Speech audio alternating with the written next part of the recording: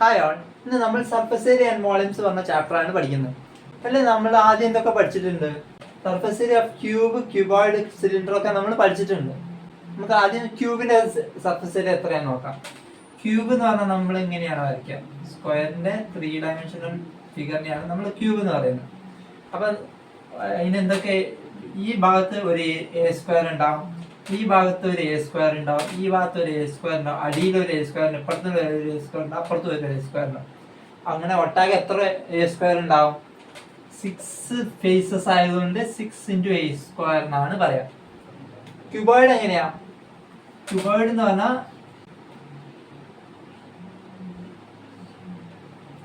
ഇത് എൽ, ഇത് ബ്രെഡ്ത്ത്, ഇത് ഹൈറ്റ്. ഇങ്ങനെയാണെങ്കിൽ നമുക്ക് എന്ത് പറയാം? Surface area. ഈ ഭാഗത്ത് LB ആണ് സർഫസ്. അതേ സാധനം ഈ ഭാഗത്തും ഉണ്ടാവും. അപ്പം 2 × LB. പിന്നെ ഈ ഭാഗത്ത് എന്തായിരിക്കും? H ഉണ്ടാവും, B ഉണ്ടാവും. അപ്പം HB. അപ്പം 2 × HB. രണ്ട് ഭാഗത്തും HB ഉണ്ടാവും. പിന്നെ ഈ ഭാഗത്ത് എന്തായിരിക്കും ഉണ്ടാവുക? L ഉണ്ടാവും, H ഉണ്ടാവും. അവ 2 ഭാഗത്ത് LH. അങ്ങനെ 6 പീസസ് ആണ് ഉണ്ടാവുക. ഇത് 2 എണ്ണം വീതം ഉണ്ടാവും, ഇത് 2 എണ്ണം ഉണ്ടാവും, ഇത് 2 എണ്ണം ഉണ്ടാവും. ഇനി നമുക്ക് സിലിണ്ടർ എങ്ങനെയാ നോക്കാം. സിലിണ്ടറിൽ നമ്മൾ ഇങ്ങനെ വരയ്ക്കുമ്പോൾ അടിയിലും സർക്കിള്, മുകളിലും സർക്കിള് ആണ് ഉണ്ടാവുക. അടിയിലെ സർക്കിൾ എന്ന് പറഞ്ഞാൽ എത്രയും πr² ആണ്. അത് തന്നെ മുകളിലും ഉണ്ടാവും, πr². അപ്പം 2πr² ഉണ്ടാവും. പിന്നെ ഈ ചുറ്റുമുള്ള സർഫസിനെ നമുക്ക് എങ്ങനെ പറയാം? 2πr × h. ഇത് h ആണെങ്കിൽ പെരിമീറ്റർ ഓഫ് അടിയത്തെ സർക്കിൾ ഇൻറ്റു ഹൈറ്റ് ആണ് ഈ ചുറ്റുമുള്ള കേർവ്ഡ് ആയിട്ടുള്ള സർഫസ് ഏരിയ.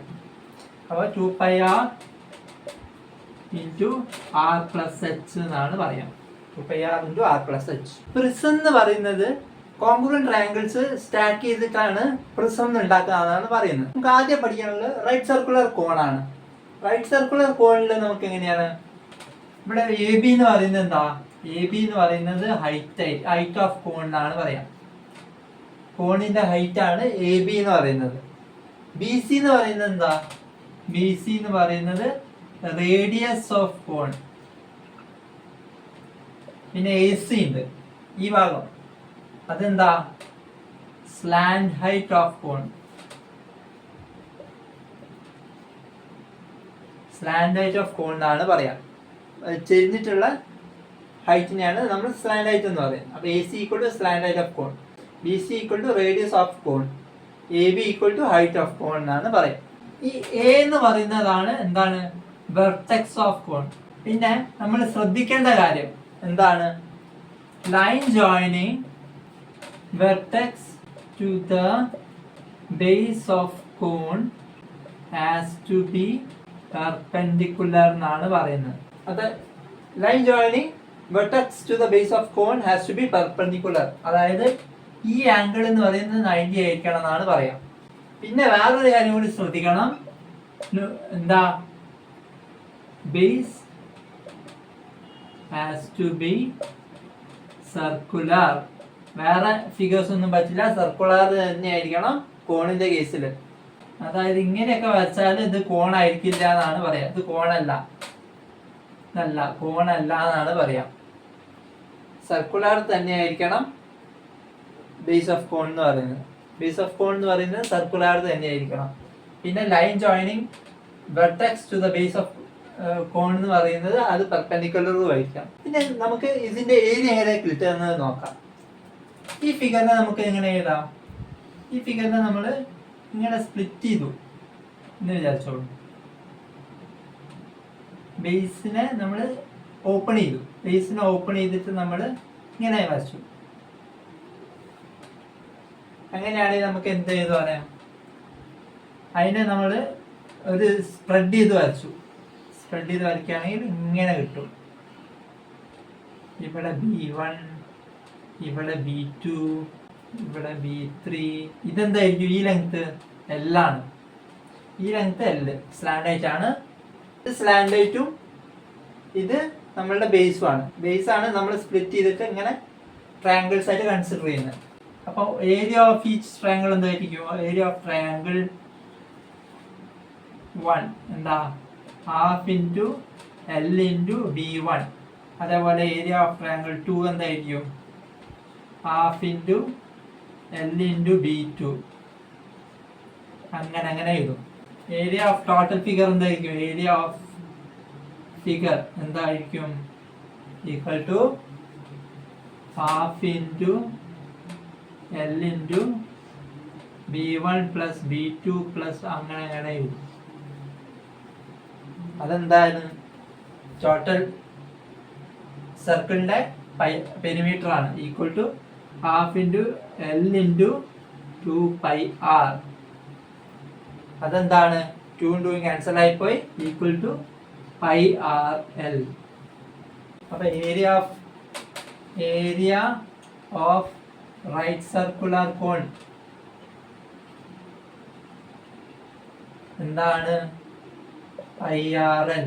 ഇതിപ്പോ നമ്മള് അതിന്റെ കേർവ്ഡ് സർഫസ് ഏരിയ ആണ് കണ്ടത്. കോണിന്റെ അടിയിൽ ഒരു സർഫസ് ഏരിയ ഉണ്ടാവും. എന്താ? അപ്പൊ ടോട്ടൽ സർഫസ് ഏരിയ എത്രയായിരിക്കും? ടോട്ടൽ സർഫസ് ഏരിയ ഇത് കേർവ്ഡ് സർഫസ് ഏരിയ ആണ്. Curved surface area of right circular cone ആണ് നമ്മൾ πrl ആയിട്ട് കിട്ടിയത്. ടോട്ടൽ സർഫസ് ഏരിയ എന്തായിരിക്കും? πrl plus πr² equal to πr into r plus L. πr into r plus L ആണ് total area of right circular cone എന്ന് പറയുന്നത്. നമുക്ക് question നോക്കാം. Find the curve surface area of a right circular cone whose slant height is 10 cm and base radius is 7 cm. Direct ആയിട്ടുള്ള ചോദ്യമാണ്. Curve surface area ആണ് കാണാൻ പറഞ്ഞത്. Slant height തന്നിട്ടുണ്ട്, ബേസ് റേഡിയസും തന്നിട്ടുണ്ട്. അപ്പൊ നമുക്ക് എന്ത് എഴുതാം? ആദ്യം given base radius equal to 7 cm. Base റേഡിയസിന് നമ്മൾ 6 എന്ന് പറയാം. സ്ലാൻഡ് ഹൈറ്റ് എത്രയാണെന്നുള്ളത്? സ്ലാൻഡ് ഹൈറ്റ് എന്താണ്? L equal to 10 cm. അപ്പൊ കേർവ് സർഫസ് ഏരിയ എന്താണ്? Curved surface area equal to πrl. πrl എന്ന് പറഞ്ഞാൽ πr into 10 into 7 equal to 75 centimetre square. 75 centimetre square. അല്ലെങ്കിൽ നമുക്ക് എന്ത് എഴുതാം? 70 into 22/7 centimetre square equal to 70നെ നമ്മൾ 10 into 22 centimetre square equal to 220 centimetre square എന്ന് എഴുതാം. 70/7 ഈക്വൽ ടു 10 ആണ്. അതുകൊണ്ട് 220 സെന്റിമീറ്റർ സ്ക്വയർ എന്ന് എഴുതാം. നമുക്ക് അടുത്ത ക്വസ്റ്റ്യൻ നോക്കാം. The height of a cone is 16 cm and its base radius is 12 cm. Find the curved surface area of and the total surface area of the cone. എന്താ പറയുന്നത്? Height തന്നിട്ടുണ്ട്. Given height of cone എത്രയാ? Equal to 16 cm. Height of cone h എന്ന് പറയാം. പിന്നെ base radius ആണ്. Base radius r equal to 12 centimetre ആണ്. അപ്പൊ നമുക്ക് എന്ത് എഴുതാം? Slant height equal to root of h² plus r² ആണ്. കാരണം അത് റൈറ്റ് ആംഗിൾ ട്രയാങ്കിൾ ആണ്. അപ്പം h² plus r² equal to എന്താ? Root of 16² plus 12². 16² എത്രയാ? 256 പ്ലസ് 144 എത്രയാ? Root of 256 plus 144 root of 400 equal to 20 centimetre. 20 centimetre ആണ് കിട്ടി. സ്ലാൻഡ് ഹൈറ്റ് കിട്ടി, ബേസ് റേഡിയസ് കിട്ടി, ഹൈറ്റ് കിട്ടി.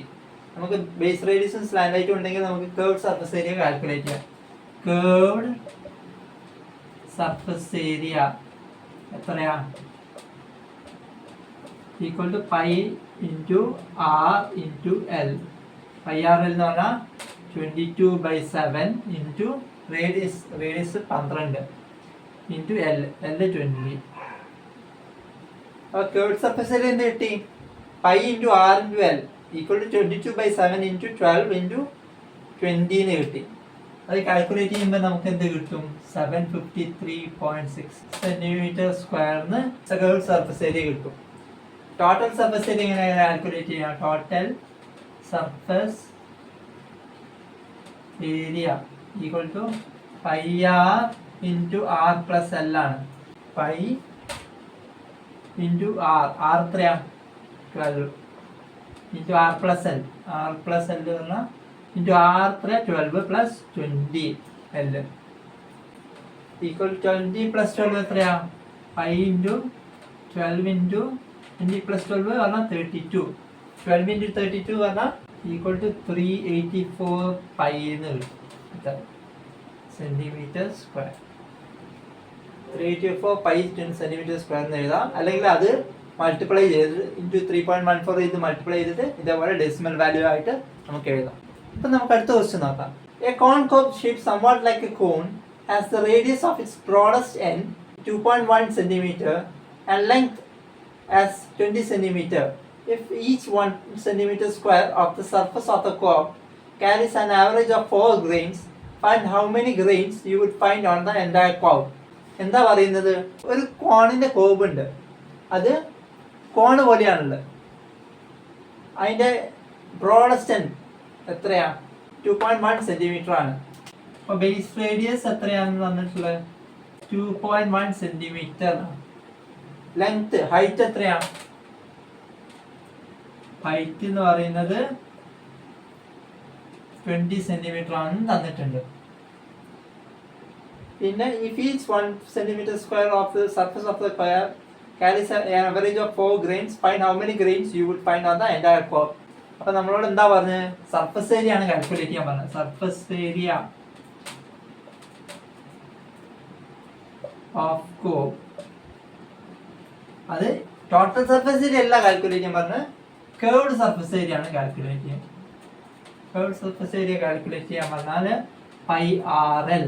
എല്ല് നമുക്ക് എന്ത് എല്ല് അറിയോ? എല്ല് അറിയില്ല. അപ്പൊ നമ്മൾ എൽ ഈക്വൽ ടു എന്താ?